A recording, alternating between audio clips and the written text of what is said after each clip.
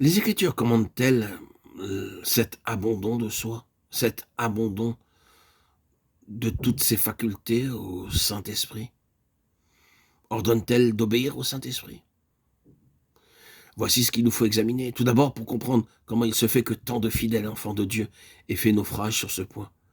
Car il serait étrange qu'une attitude vraiment conforme à l'Écriture fût cause de si graves dangers. Le Saint-Esprit que Dieu a donné à ceux qui lui obéissent, c'est surtout ce texte qui a donné naissance à l'expression obéir à l'Esprit. L'apôtre Pierre s'exprime ainsi devant ses juges à Jérusalem, mais nulle autre part nous retrouvons une semblable expression.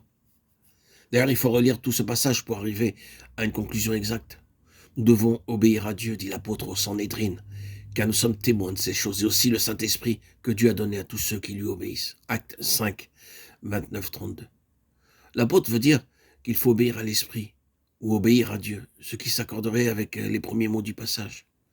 La distinction est importante, et la valeur et le rapport des mots ne sauraient être compris que par l'enseignement général des Écritures, qui est celui-ci: l'homme doit obéir à Dieu, Père, Fils et Saint-Esprit, avec le secours et la force que lui donne le Saint-Esprit. Le Saint-Esprit n'est pas l'objet de l'obéissance, mais Dieu le Père, en Jésus-Christ le Fils, par le Saint-Esprit. Et c'est la confusion sur ce point capital qui crée le danger et conduit le croyant à compter sur les directions d'un esprit qu'il place en lui ou autour de lui et auquel il obéit, au lieu qu'il devrait regarder à Dieu uniquement. Dieu qui règne au plus haut des cieux et s'attend à l'obéissance de son enfant uni au Fils, le Saint-Esprit étant le moyen par lequel Dieu est adoré et obéi.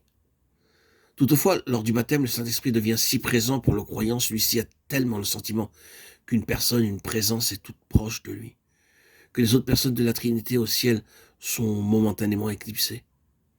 Le Saint-Esprit devient le centre et l'objet de la pensée et de l'adoration, et le croyant lui accorde une place que lui-même ne désire pas avoir ni occuper, et qu'il n'est pas non plus dans les desseins de Dieu au ciel de lui voir posséder ou occuper.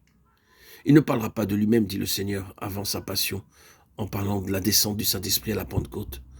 Jean 16, 13. Il enseignera, mais il enseignera les paroles d'un autre, pas les siennes. Il rendra témoignage à un autre, pas à soi-même. Jean 14, 26, 15, 26. Il glorifiera un autre et ne se glorifiera pas lui-même. Jean 16, 14. Enfin, il ne dira que ce qui lui est enseigné par un autre. Jean 16, 13.